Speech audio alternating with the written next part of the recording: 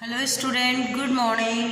बच्चों, जो आज हम ये चैप्टर कर रहे हैं उसकी वर्कशीट करेंगे चैप्टर फर्स्ट की। तो आप वर्कशीट या एक्सरसाइज का दोहरान दोबारा से करेंगे इस वीडियो में। तो एक बार देखिए, फर्स्ट चैप्टर का दोहरान इसमें है सही उत्तर पर राइट का चिन्ह लगाइए।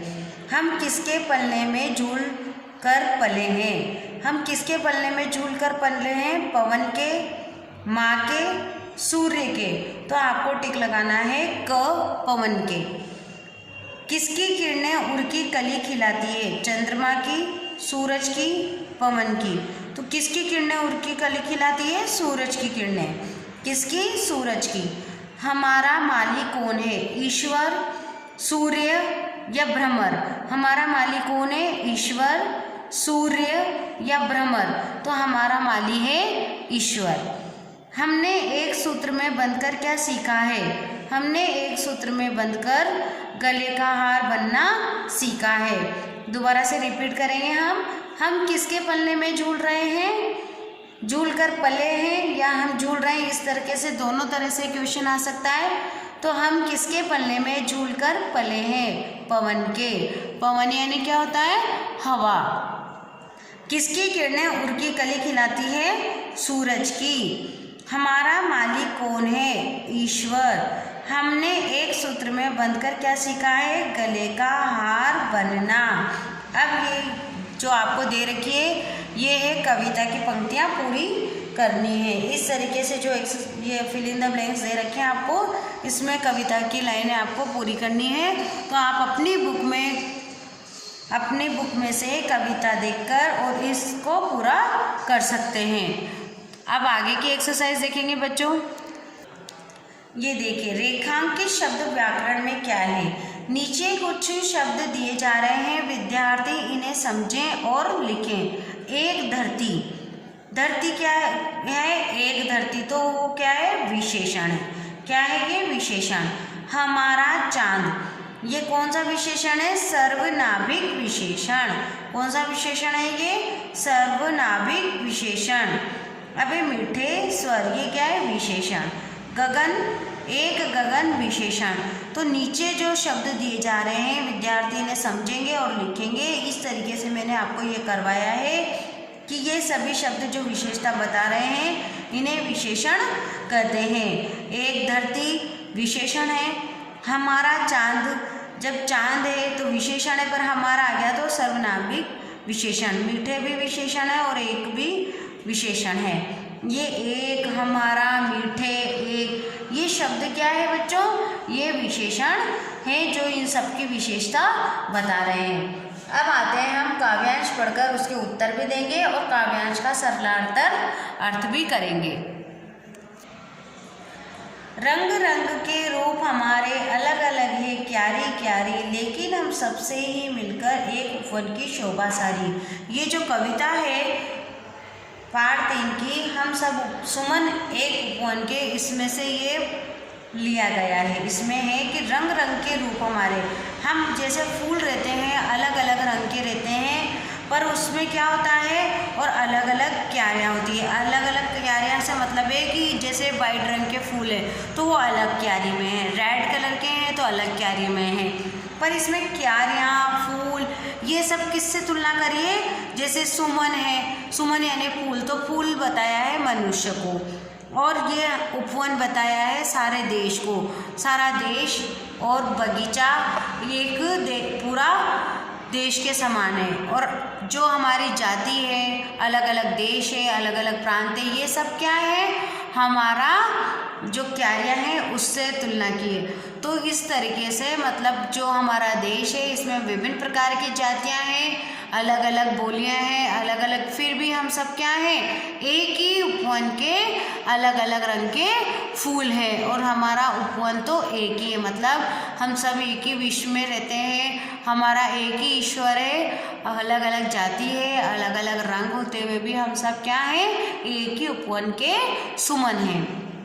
तो इसी तरीके से ये बताया है कि रंग रंग के रूप हमारे अलग अलग है क्यारी क्यारी, लेकिन हम सब से ही मिलकर है उपवन की शोभा सारी। पर हम सबसे मिलकर जो ये उपवन है उससे हमारी शोभा है। अब एक काव्यांश पढ़कर हमें उसका उत्तर देना है। ये काव्यांश देखिए, सूरज एक हमारा जिसकी किरणें उड़ के कली खिलाती, एक हमारा चांद चांदनी जिसकी हम सबको नहलाती, मिले एक से स्वर हमको भ्रमरों के मीठे गुंजन के।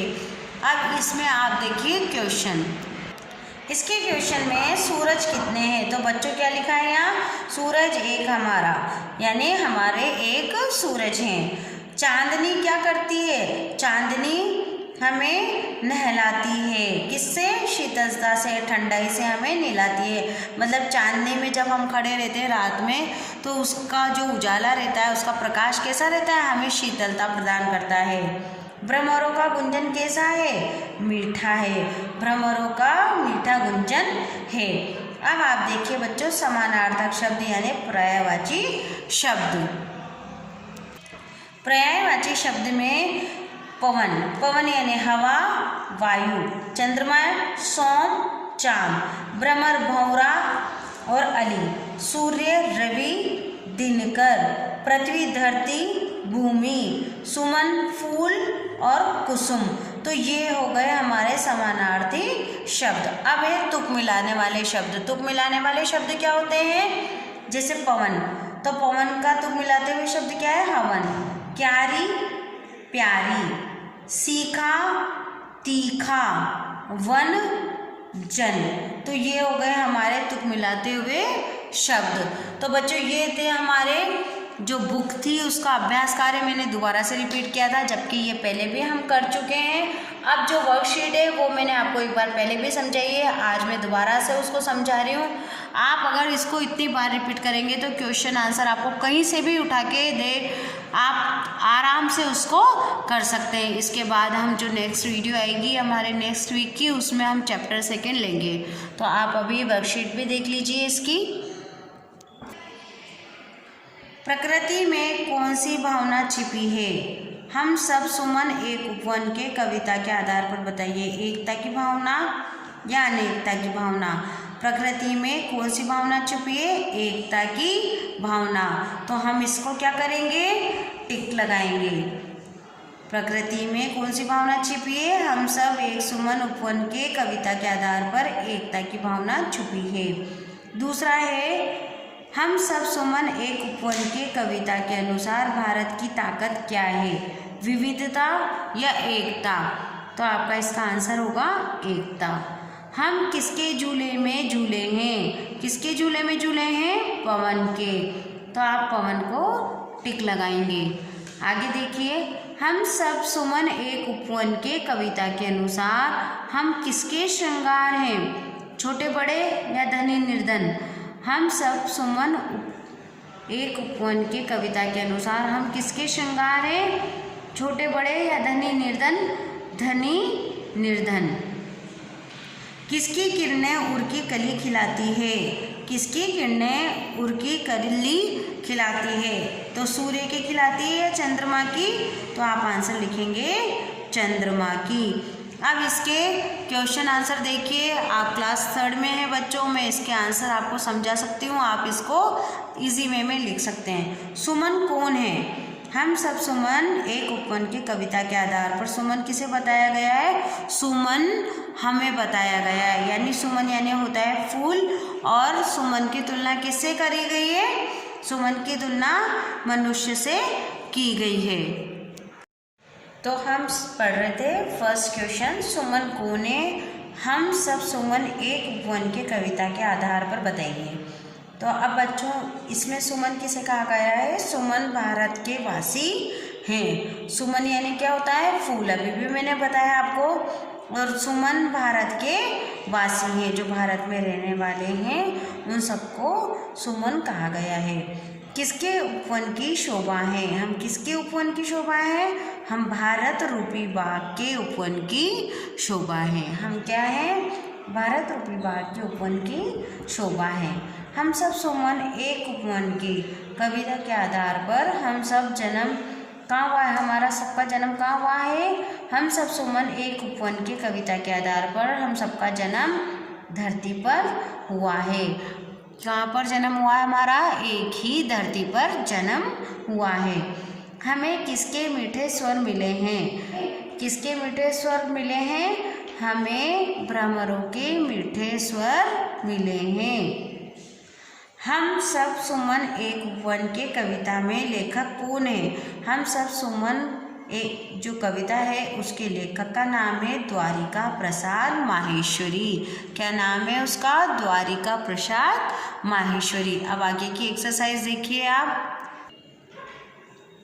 काव्यांश का सरलार्थ लिखिए। कांटों में खिलकर हम सबने हंस हंस कर है जीना सीखा, एक सूत्र में बंधकर हमने हार गले का बनना सीखा।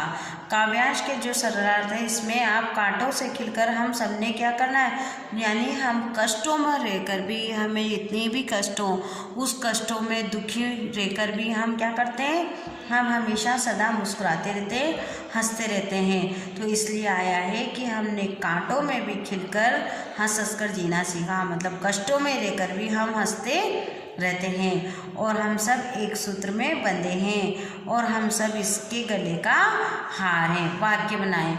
उपवन, उपवन में क्या है? उपवन में रंग बिरंगे फूल खिले हैं। उपवन क्या है? उपवन में रंग बिरंगे फूल खिले हैं। निर्धन, निर्धन क्या है? धनी निर्धन सब एक समान है।